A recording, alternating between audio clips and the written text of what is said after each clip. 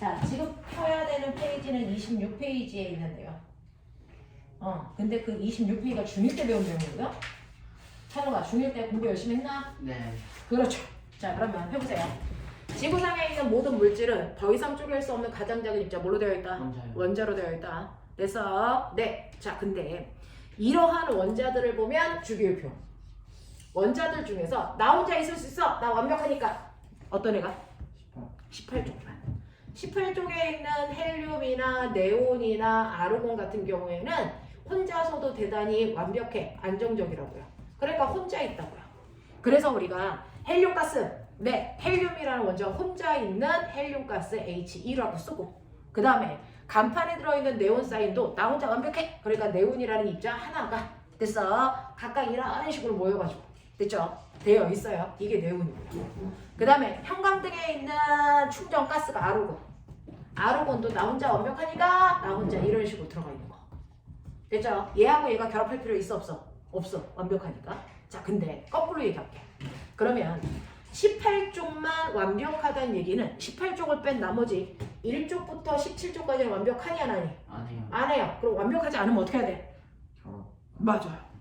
완벽하지 않으니까 불안정한 원소끼리 반드시 뭐 해야 된다? 결합해야 된다. 그래서 불안정한 원소들은 결합을 해서 얘가 불안전하지 않은 안정한 상태가 돼야만 존재할 수 있다. 그래서 원자들끼리 결합할 때 우리가 이온결합 이런 거 중학교 2학년 때 지금 배우고 있는 거야. 됐죠? 그래서 안전하지 않은 1쪽부터 17쪽까지 무조건 결합해야 돼요. 됐죠? 그러면 결합을 하면 됐죠? 이런 식으로 원자가 2개가 결합하던 또는 원자가 3개가 결합하던 어쨌든 결합을 해서 완벽해졌어.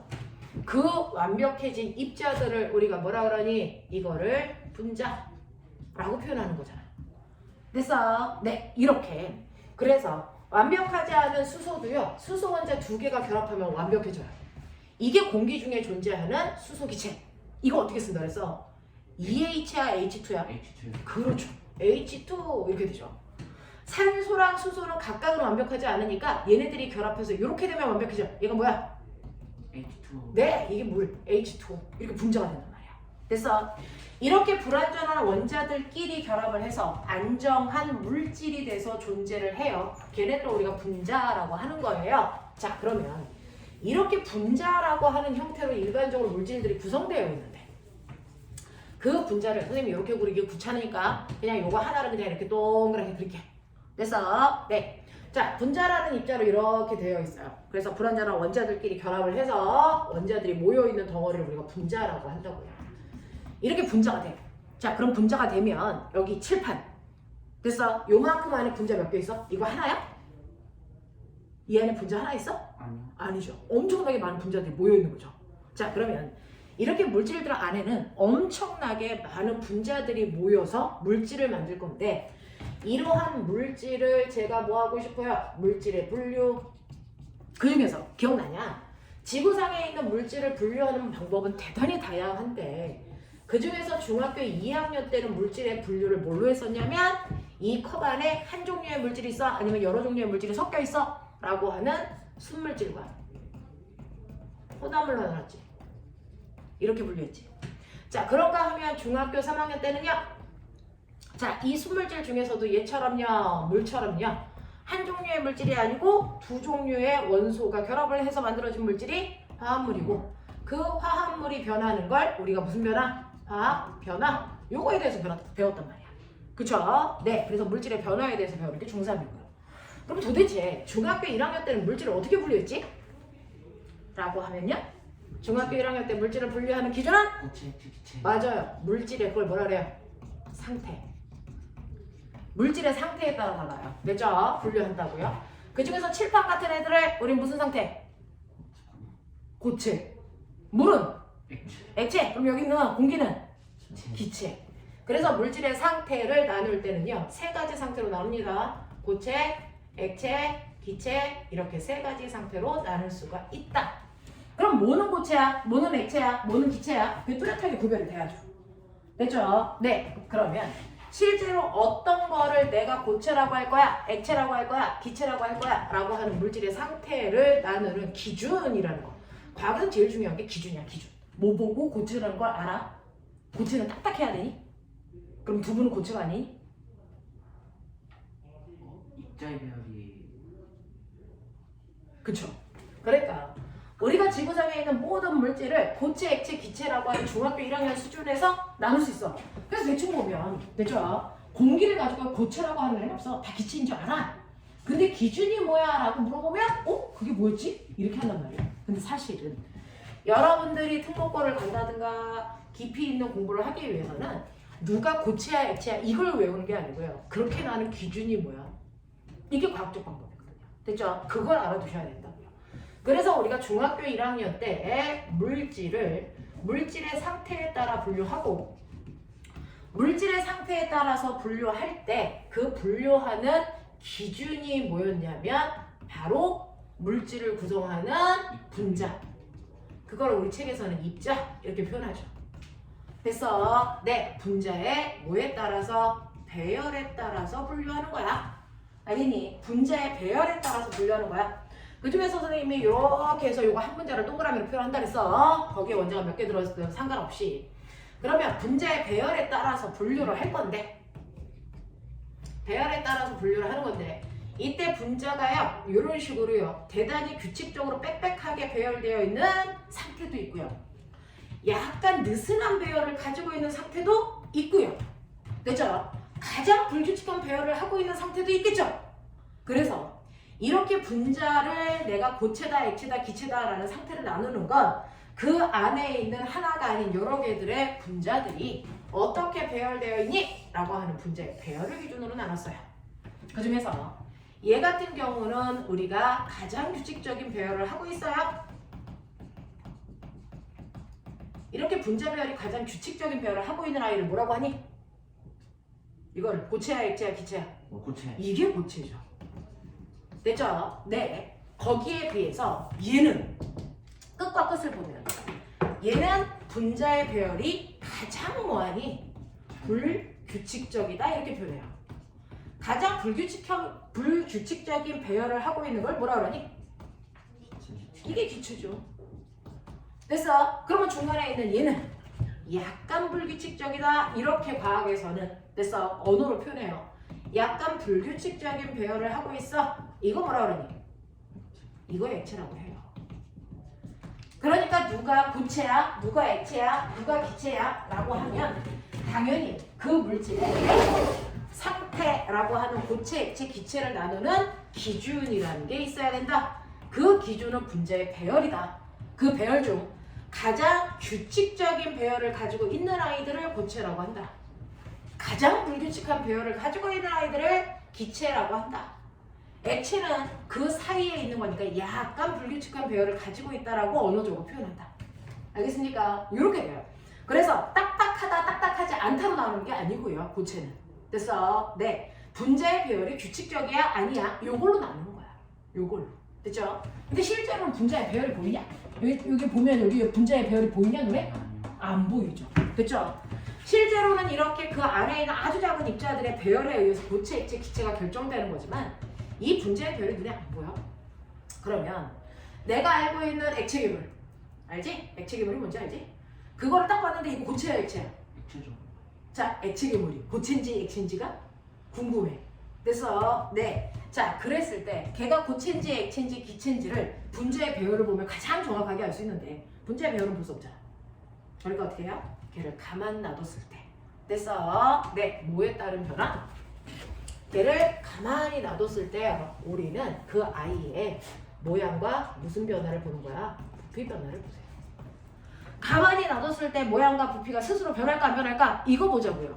그 중에서 너네 고체 그러면 나무 토막 생각하면 되죠. 나무 토막에 있을 때 가만히 놔둬. 네가 태워도 안 돼. 망치로 부셔도 안 돼. 그냥 가만 놔두는 거야. 가만 놔뒀을 때 모양 변해 안 변해? 안 변해. 이거 일정해. 부피 변해 안 변해? 안 변해? 이것도 일정해. 그래서 고체는요 가만히 놔두면 외부에서 어떤 자극을 주지 않으면 됐어 모양이나 부피가 변하지 않고 일정한 아이들이 고체야. 됐어? 그러면 액체. 그럼 물 생각해. 물은 모양이 스스로 결정되니? 아니죠. 물은 담는 컵에 따라서 모양이 달라지죠. 내가 컵에 따르면 물은 컵 모양이고요. 됐어? 네. 그리고 내가 풍선 속에다가 물을 집어넣으면 풍선 모양이잖아요. 됐죠? 그러면 물은 모양이 담는 그릇에 따라서 쉽게 뭐한다? 변한다. 됐어? 네. 쉽게 변한다. 그러면 양인 부피는 내가 컵에 따랐는데 요만큼 따랐어. 이걸 아주 큰 냄비에 따라. 그러면 이거 양이 늘어나니? 부피가 늘어나? 아니죠. 부피가 안 늘어나죠. 그러니까 액체라는 건 모양을 내 마음대로 그릇에 따라 변화시킬 수 있지만 그 양은 내 마음대로 변화시킨 게 아니지. 부피는 일정하다고요. 그러면 기체는 어떻습니까? 라고 하면 공기 생각해 보세요. 공기도 물이랑 똑같죠. 어느 그릇에 담느냐에 따라 모양이 그때그때 달라지겠죠. 됐죠? 네. 그럼 양은요? 라고 하는데 내가 풍선에다 꽉 집어넣고 이건 입구를 막았어. 그랬다가 풍선을 터뜨렸어. 그러면 여기서 빠져나온 기체들이 요만큼의 크기를 차지하니 아니면 더 넓게 퍼지니? 더 넓게 퍼져요. 그래서 이러한 기체라고 하는 건 모양도 쉽게 변하고요. 부피도 그때그때 쉽게 변해요. 그래서 됐어. 고체는 모양과 부피가 아무것도 안 바뀌는 거구나. 그게 고체구나. 됐어. 액체는요. 부피는 변하지 않고 모양만 바뀌는 거구나. 근데 기체는 한꺼번에 두 개가 다 바뀌는구나. 이걸 보시면 됐죠? 내가 이 아이가 고체인지 액체인지 기체인지를 굳이 눈에 안 보이는 분자의 배열을 보지 않아도 저 성질을 통해서 고체인지 액체인지 기체인지를 확인할 수 있다. 그래서 액체 괴물 담는 그릇에 따라 모양이 다르잖아요. 액체예요. 알겠습니까? 이런 식으로 판단할 수가 있다고요. 됐죠? 네. 자, 근데 내가 궁금한 게 있어. 물은 고체야, 액체야, 기체야? 물은 액체죠. 수증기는요? 기체죠. 얼음은요? 고체죠. 그럼 눈에 이렇게 주전자에서 물을 끓였다? 주전자 어떻게 끓이냐? 주전자에 있는 물이 바글바글 끓면 여기 이제 입구로 막 나오다가 네. 뭐가 생기냐? 김이 생기지. 네. 자, 이 김은 고체냐, 액체냐, 기체냐? 기체니까요. 이 김이라고 하는 게 액체예요. 실제로 얘가 내가 액체니 기체니 물어보면 물이니 수증기니 요 중에 하나 찾는 거잖아. 여기 수증기 있어 없어? 없어요. 있어요. 공기 중에는 수증기가 있어요.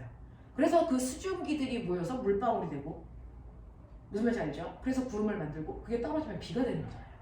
됐어? 그러니까 공기 중에는 원래 수증기가 들어있어. 그 수증기들 때문에 눈이 오고 비가 오는 거야. 알겠어? 근데 여기 있는 수증기 눈에 보여 안 보여? 안 보이죠. 더군다나 우리가 숨을 하고 내쉬면 내가 이산화탄소가 나오는 게 아니고 내 몸에 있는 수증기가 같이 나오거든요.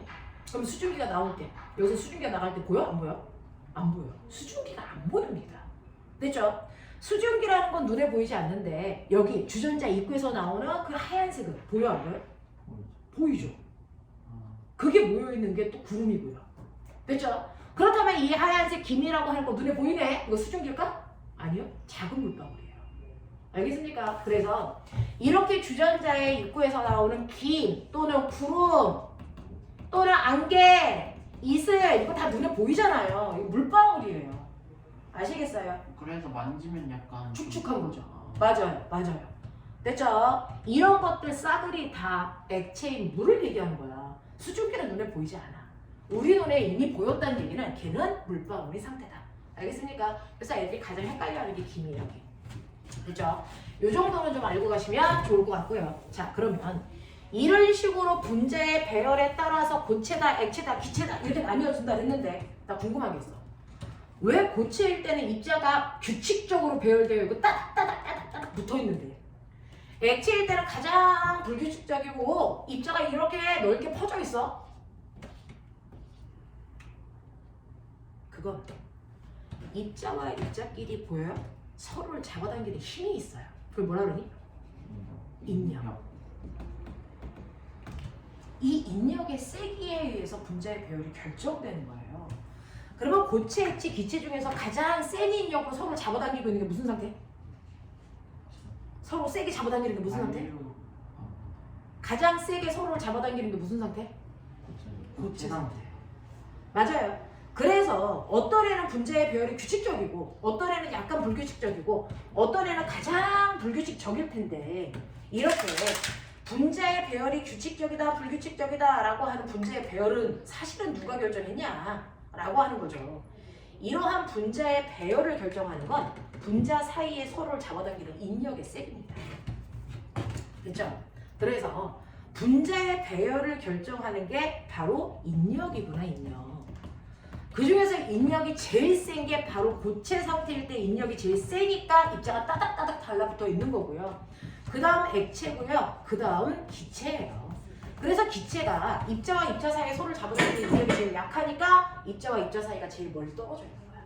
그래서 불규칙하게 자기 마음대로 막 돌아다니는 거야. 무슨 말인지 알겠어? 이런 거고요. 그러면 이 중에서 가장 활발히 잘 움직일 수 있는 건 뭐야? 운동성이 제일 큰 거. 그렇죠. 거꾸로. 서로를 잡아당기는 힘이 약하니까 각각이 자유롭게 움직일 수 있는 거죠. 그래서 인력이 세다라는 얘기는 규칙적이라는 표현이고요. 인력이 셀수록 운동성이 약해지는 거거든요. 그래서 운동성이 제일 활발한 게 기체, 그 다음이 액체, 고체가 인력이 제일 세기 때문에 잘 못 움직여. 이렇게 표현하는 거예요. 또 느껴봐. 서로 인력 잡아당기는 힘이 세면 입자와 입자 사이의 거리가 가깝겠죠. 됐죠? 입자와 입자 사이의 거리가 제일 가까운 게 고체예요. 그러니까 여기 입자 4개가 있는데 얘 4개를 이렇게 담는 그릇, 이게 부피잖아요. 이 4개는 요만큼의 부피면 다 들어가. 고체일 때. 근데 액체가 되면 똑같이 4개지만 얘네들을 담는 그릇의 크기가 이만큼 돼야 돼. 됐죠? 또 4개 때요. 요 4개를 담으려면 기체가 됐을 때는 그릇의 크기가 이만큼이어야 되겠네. 무슨 말인지 알죠? 자, 그래서 똑같은 물질이지만 고체일 때, 액체일 때, 기체일 때 똑같이 4개지만 걔네가 차지하는 부피의 크기가 다르다. 그래서 어떤 부피가 제일 커? 어떤 상태일 때 부피가 제일 커? 기체일 때. 입자와 입자 사이 거리가 제일 머니까 기체일 때 부피가 제일 커. 됐어? 그 다음에 액체. 그 다음 고체. 그래서 고체는 부피가 제일 작아. 이 얘기야. 됐어? 이거 무슨 말이냐면 여기 철덩어리가 있다. 이 철덩어리를 됐어? 지금은 철이라고 하는 고체잖아요. 이거를 내가 녹여서 액체를 만들게.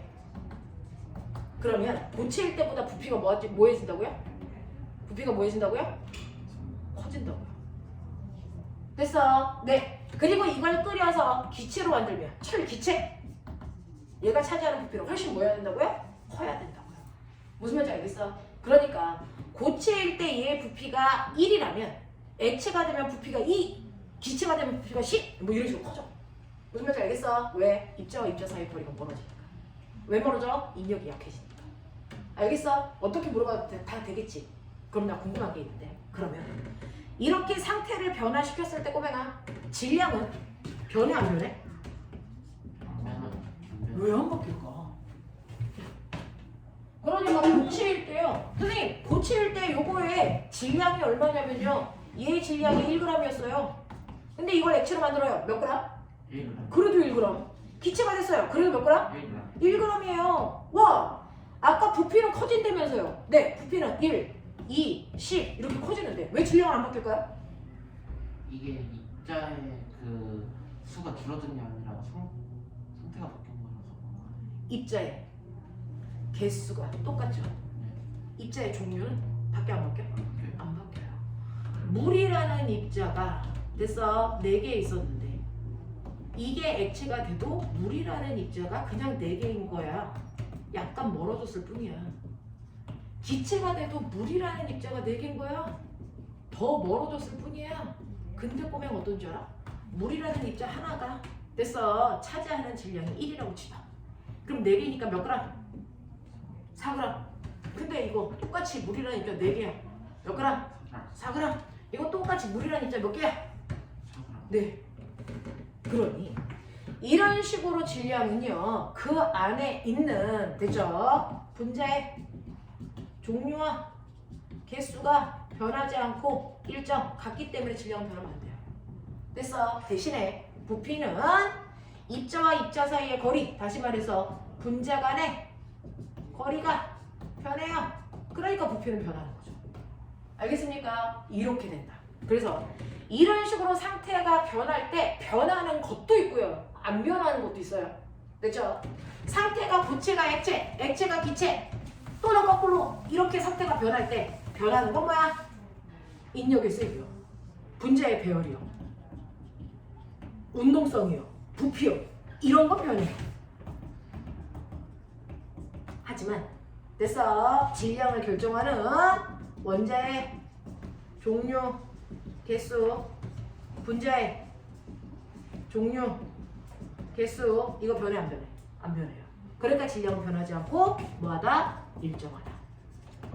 알겠습니까? 이렇게 된다. 자 그러면 너네가 중학교 1학년 때 그래도 나름 뭔가 배웠잖아. 그 중에서 기억나냐? 상태가 바뀌는데요. 선생님 고체가 액체 됐어요. 주기율표 뒤로 뒤집어. 아까 준 주기율표 종이 있죠? 그거 뒤집어. 그럼 여백이잖아. 액체가 기체 됐어요. 또는 한꺼번에 고체가 기체 됐어요. 오케이. 이렇게 상태가 바뀌어요. 그러면 상태가 바뀌면 고체가 액체 됐어요. 액체가 기체 됐어요. 이렇게 굳이 길게 얘기할 필요 있어? 없죠. 고체가 액체 됐어요를 한 단어로 뭐라 그래요? 융해. 맞아요. 그래서 우리는 상태가 바뀔 때 고체가 액체로 바뀌었어요. 길게 안 말하고 네, 융해됐어요. 이렇게 표현하면 되잖아. 맞죠? 네, 그러니까 이거 각각 써보세요.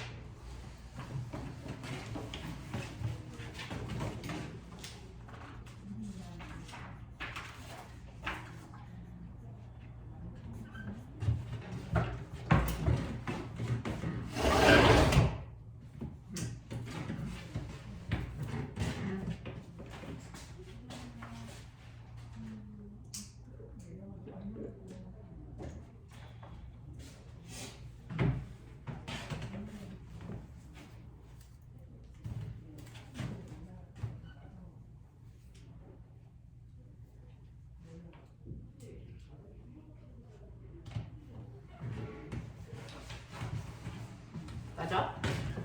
고체가 액체되는 걸 융해됐어요 라고 한다면 액체가 기체되는 건? 기억. 맞아요. 기체화됐어요. 기화. 됐죠? 자, 고체가 기체됐어요. 수화. 그렇죠. 오, 그래도 잘 기억하네. 그럼 거꾸로 가볼까? 거꾸로도 되지. 됐어. 액체가 고체됐어요. 됐죠? 기체가 액체됐어요. 기체가 고체됐어요. 맞아요? 자, 상태 변화 이름 써. 뭐라고 그럴까?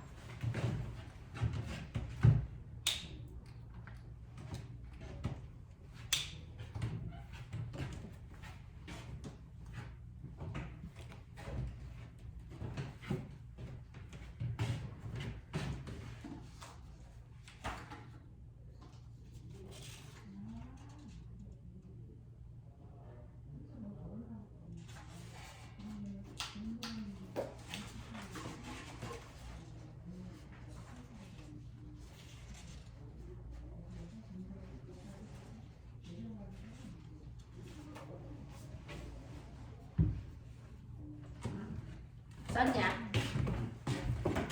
액체가 고체됐어요. 응고. 맞아요. 기체가 액체됐어요. 액화. 액체화됐어요. 기체가 고체됐어요. 승화. 맞죠? 이런 식으로. 됐죠?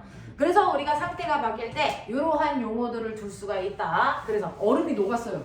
이렇게 안 하고 얼음이 뭐 됐어요? 녹는 거니까 고체가 액체는 얼음이 융이 됐어요. 엄마 물이 끓었어요 라고 얘기해도 되는데 물이 뭐 됐어요? 기화 됐어요. 알겠습니까? 네. 엄마 얼음이 얼었어요. 물이 얼었어요 라고 표현하는 거 물이 응고됐어요. 이렇게 표현해요. 그렇죠? 그래서 이렇게 상태 변화를 우리가 나타내는 용어들이 있는데 그 중에서요 가장 활발한 상태가 무슨 상태예요? 저 중에서? 기체. 그러면 이렇게 인력이 센 아이를 어떻게 하면 액체로, 얘를 어떻게 하면 기체로 변화시킬 수 있을까? 그렇죠? 궁금한 게 있는데 한 번 상태가 고체인 아이도 시간이 지나면 액체나 기체로 내 마음대로 만들 수 있잖아. 그렇죠? 네. 이렇게 한 번 결정된 상태가 평생 가는 게 아니고요. 나는 물질의 상태를 내 마음대로 변화시킬 수 있어. 상태를 변화시킬 수 있는 방법 몇 가지? 세 가지 아니야. 끓는 점, 녹는 점, 어는 점. 네, 상태를 변화시킬 수 있는 방법이 두 가지예요. 열을 가하거나 압력을 가하거나. 네.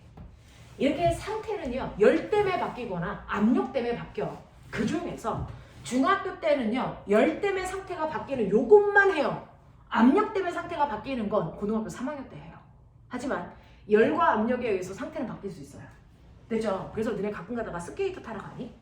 스케이트장에 가면 이렇게 아이스링크에 가면 사람들이 이렇게 돌고 있지. 그러면 시간이 지나면 사람들이 잘 안 밟는 안쪽과 사람들이 많이 밟는 바깥쪽 중에 어느 쪽이 훨씬 더 빨리 녹을까? 네, 바깥쪽인가? 네, 바깥쪽이요. 왜? 사람들이 누르는 압력 때문에 녹는 거예요. 됐어? 네. 그래서 이렇게 압력에 의해서도 상태는 바뀔 수 있지만 그건 고등학교 때 배우시고요. 우리는 열에 의한 상태 변화를 먼저 배우자. 됐죠? 네. 그래서 상태를 변화시킬 수 있는 방법은 두 가지입니다. 열과 압력. 됐죠? 자, 그 중에서 너네요. 뜨겁게 가열해야만 일어나는 상태 변화. 됐어? 어떻게 하면 뜨겁게 가열할 때 상태 변화가 어디에서 어디로 가는지 알 수 있어요? 라고 하면 가장 됐어? 활발히 움직이는 게 뭐야? 기체죠. 왜 기체는 활발히 움직여? 입자의 배열이 자유롭고 불규칙하고. 네. 그러면 누군가가 이거 인력을 끊어준 거죠. 네. 이거 인력을 끊으면 뭐가 필요하니? 열이요. 열이요. 그래서 고체일 때 열을 가하면 이 인력이 살짝 끊어져서 액체가 되는 거고요. 여기서 더 열을 가하면 이 인력이 마저 다 끊어져서 기체가 되는 거니까. 됐죠? 네. 자, 가장 열을 많이 받아야 되는 게 상태가 무슨 상태? 고체는 무슨 상태? 기체 상태가 가장 열을 많이 받았을 때 나타나는 상태고요. 가장 차가울 때가 무슨 상태? 고체는 고체 상태. 그러니까 얘네들이 가지고 있는 열의 정도를 나타내면 가장 열을 조금 가지고 있을 때가 바로 고체 상태고요. 여기서 열을 조금 더 가열하면 됐죠? 액체 상태가 되는 거고요. 조금 더 열을 가하면 무슨 상태가 되는 거니? 기체 상태가 되는 거라서 너네는 머릿속에 계단 생각하면 돼요. 한 칸씩 올라가려면 뭐 해줘야 된다? 열을 가해줘야 된다. 됐어? 그래서 뜨거워질수록 일어나는 상태 변화가 고체가 액체되는 융해가 가열할 때 일어나는 상태 변화고요. 액체가 기체되는 상태 변화인 기화도 뜨거워져야만 일어나는 상태 변화고요. 자, 고체가 한 번에 기체로 갈 수도 있어요. 이거 뭐죠? 승화. 네, 승화도 열을 가할 때 일어나는 상태 변화예요. 맞아? 네. 자, 그래서 뜨거워지는 그 과정에서 일어나는 상태 변화가 선생님이 여기에 하얀색으로 써놓은 애들. 됐어? 하얀색으로 써놓은 아이들이 바로 열을 뭐 할 때? 흡수할 때 일어나는 상태 변화예요. 알겠어? 그게 계단 올라가는 상태 변화. 맞죠? 그럼 거꾸로 차가워져야지 일어나는 상태 변화. 차가워질 때 일어나는 상태 변화. 차가워지면 계단을 내려오면 되죠. 네. 그러니까 뭐야? 액화. 기체가 액체되는 액화. 또 응고. 액체가 고체되는 응고. 또 또 승화. 네, 기체가 고체로 바뀌는 승화. 이렇게 계단을 내려오는 상태의 변화는 열을 뭐 할 때? 방출해야만 일어나는 상태 변화고요. 그래서 계단을 올라가는 상태 변화는 열을 흡수해야만 일어나는 상태 변화다. 납득합니까? 그래서 실제로 열을 흡수하는 상태 변화와 열을 방출하는 상태 변화를 정확하게 방향을 잡으셔야 돼요. 됐죠? 이거 헷갈리면 안 돼. 무슨 말인지 알겠지? 네. 그래서 이런 식으로 지구상에 있는 모든 물질은 세 가지 상태로 나눈다.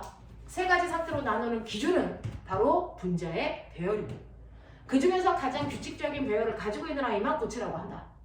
약간 불규칙적이면 액체. 가장 불규칙적인 건 뭐? 기체라고 한다.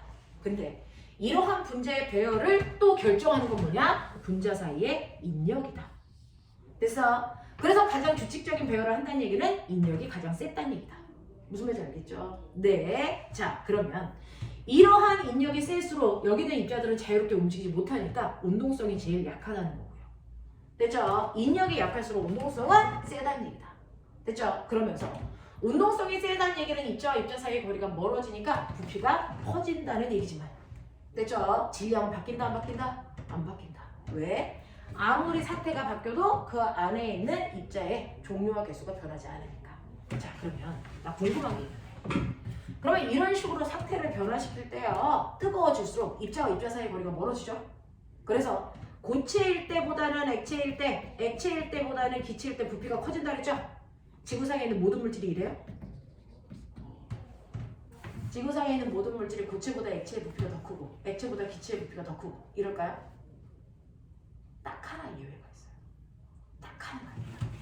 우주 전체를 통틀어 딱 하나 예외가 있어요. 고체에 비해서 액체의 부피가 커야 되는데 거꾸로. 그래서 액체의 부피가 제일 작고요. 그 다음 고체의 부피가 크고요. 그 다음에 기체인 이 상태의 부피 변화를 가는 애가 딱 하나 있다고 우주에. 누구니? 물이요. 됐어. 네. 자, 물은 액체일 때 뭐라고 해요? 물. 고체일 땐 얼음. 얼음. 기체일 땐 수증기. 수증기. 이 글자 수가 부피의 크기예요. 됐어. 그래서 물을 이렇게 컵에다가 넣고 얼리잖아요. 지금은 물인데 이게 얼면 얼음이 되죠. 그럼 얼음이 되면 부피가 어떻게 될까요? 얼음이 되면 이게 얼면서 볼로 튀어나와요. 그래서 너네 야구르트나 우유 같은 거 얼려봤죠? 물도 물병에 넣고 얼려봤죠? 얼리고 나니까 물병이 빵빵해지죠? 왜요? 부피가 커져서 그래요. 됐어. 근데 실제로 물 말고요. 너네 양초를 녹이면 파라핀이라고 해요. 됐어? 양초를 녹여보세요. 그걸 파라핀이라고 합니다. 자, 파라핀이라고 하는 걸 다 녹여서 액체를 만들어요. 그럼 얘를 됐어? 마치 얼음처럼 딱딱하게 굳어요. 그럼 얘는 어떻게 될까요? 부피가 줄어들죠. 그래서 양초를 보면 여기 가운데가 우묵 들어갔잖아요. 그래서 심지가 이렇게 들어가 있는 거잖아요. 맞아요. 그래서 다른 애들은 굳으면 부피가 줄어듭니다. 우주에 있는 99.9%가 됐어. 액체가 고체가 되면서 부피가 줄어든다고요. 액체가 고체로 되면서 부피는 준다고요. 근데 우주에서 딱 하나만 됐어? 누구만? 물이 얼음 되면서 부피가 뭐 한다고? 얘만 거꾸로 증가한다고. 알겠습니까? 얘만 이래요. 얘만. 되겠어? 네. 자, 그래서 이런 식으로요. 요거 보세요. 물은 얼면 부피가 증가.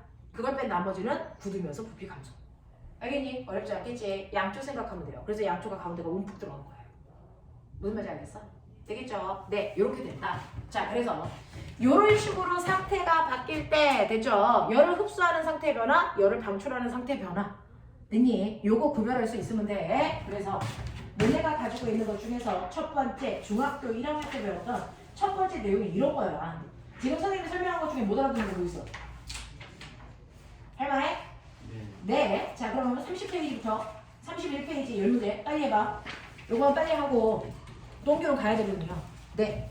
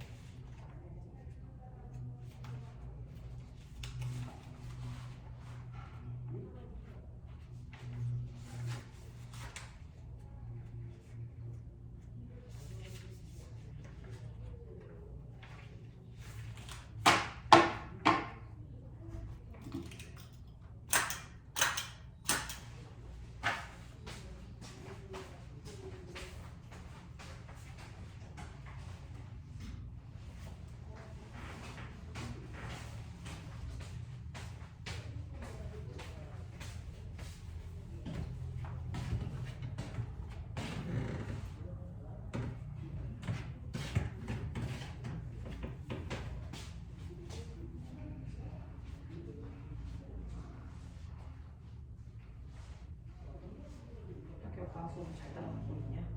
네. 뭐 특별히 어렵거나 새로운 걸 배우거나 아니 생물하지. 아니 생물 다 끝났어요. 이제 화학 왔어? 네.